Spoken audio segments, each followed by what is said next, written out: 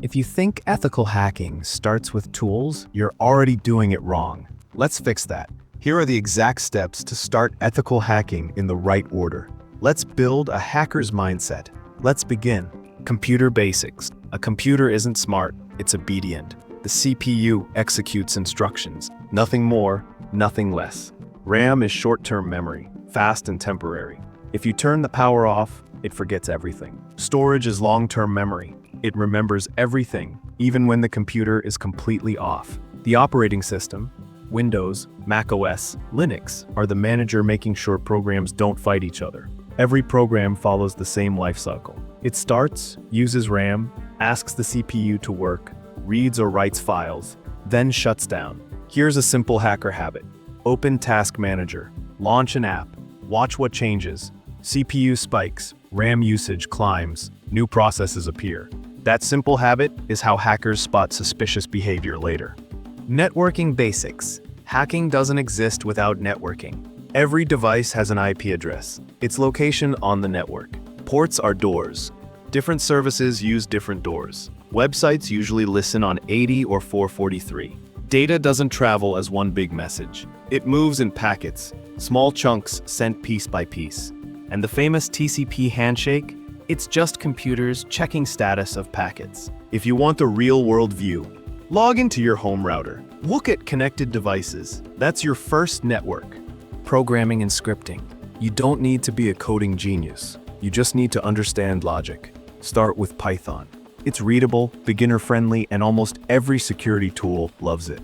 Learn how to read files, loop through data, use regular expressions, make simple network requests, then add a little bash scripting. It's perfect for automating boring tasks. Even a few commands chained together can save you hours of work. Small scripts may look simple, but they build big skills. Linux commands. Most hacking tools live on Linux, so you need to live there too. Install a Linux virtual machine. Use it daily. Think of Linux like a city. Home, your house. etc, control room. var log, CCTV footage.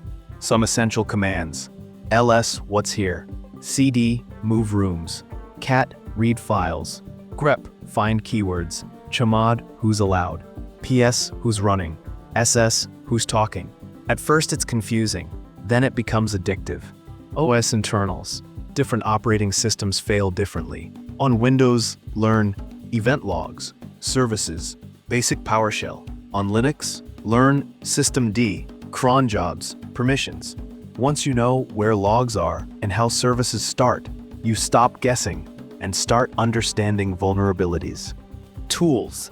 Tools don't make hackers, understanding does. Nmap, which doors are open. Wireshark, read network traffic. Burp Suite, see what web apps send and receive. Metasploit tests exploits in labs. Hashcat, study password strength. Use tools to learn why things work, not to feel cool. Cybersecurity concepts. This is where real security begins. Understand what firewalls actually block, how antivirus detects threats. Hashing versus encryption. Authentication versus authorization. Why weak passwords destroy companies. Most breaches happen due to misconfigurations, not brilliant attacks. And remember, privacy matters too. Communities, challenges, and portfolio. Never practice on real targets. Join communities, read blogs, ask questions, practice legally on TryHackMe, Over the Wire, PicoCTF. Document what you learn, write notes, build small projects.